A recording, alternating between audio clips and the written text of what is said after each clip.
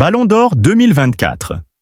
Les 3 raisons qui ont condamné Vinicius Junior grand favori pour être nommé Ballon d'Or 2024, le Brésilien a vu ce titre lui échapper pour 3 raisons bien précises. Vinicius Junior célèbre lors du duel entre le Real Madrid et Dortmund de Max Pepe. C'est peut-être le Ballon d'Or qui nous a réservé le plus de surprises depuis très longtemps.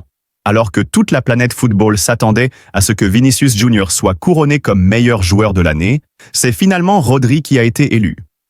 Pourtant fort de ses prestations en Liga et en Ligue des Champions, la star de la Canarinha a vu le champion d'Europe lui passer devant de manière inattendue, alors que même le Real Madrid le voyait déjà vainqueur.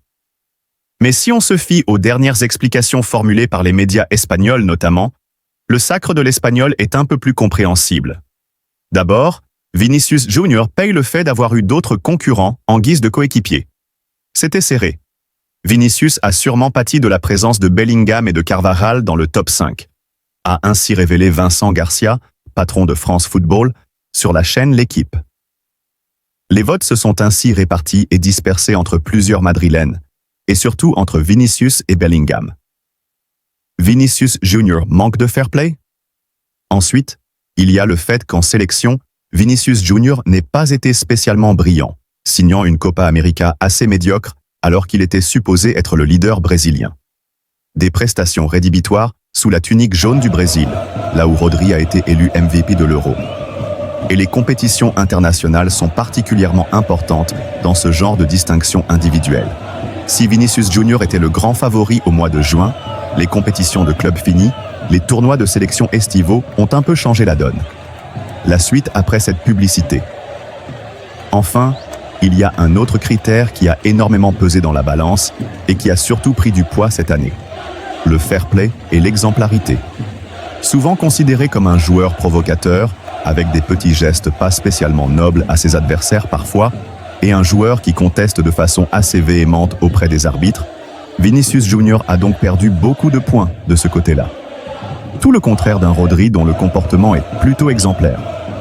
Vinicius Junior sait donc ce qu'il lui reste à faire. Real Madrid et France. Chronique d'un divorce annoncé.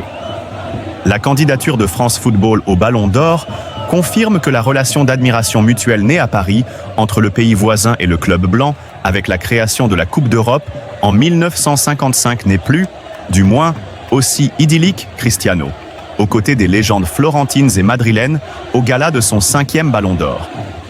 Cristiano, aux côtés des légendes florentines et madrilènes au gala de son 5e Ballon d'Or Marca. Real Madrid. Vinicius resserre les rangs. Ensemble, Real Madrid. Le Real Madrid est clair, ce n'est pas contre Rodri mais contre l'UEFA et France Football. Le journal L'Équipe a eu la brillante idée, au début des années 50, de créer une compétition européenne des clubs.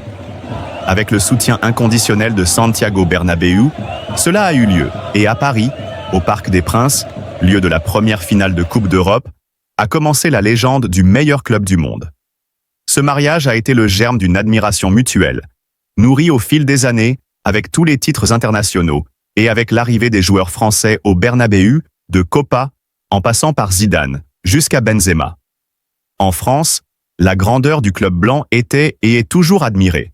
Mais il y a des choses qui ont changé en raison de la disparité des critères qui les ont éloignés, au point que près de 80 ans plus tard, Florentino Pérez est revenu dans la mêlée pour créer une nouvelle compétition de clubs, la Super League, n'a cette fois pas eu le soutien de l'Équipe, son grand allié de l'époque, pour changer l'histoire du club blanc.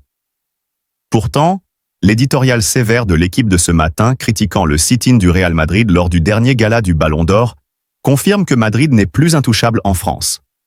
Preuve en est, même Mbappé lui-même n'est pas à l'abri des critiques pour son absence au gala. Il parle de la défaite morale du club blanc suite au sit-in et se demande si Kylian remportera un jour ce trophée.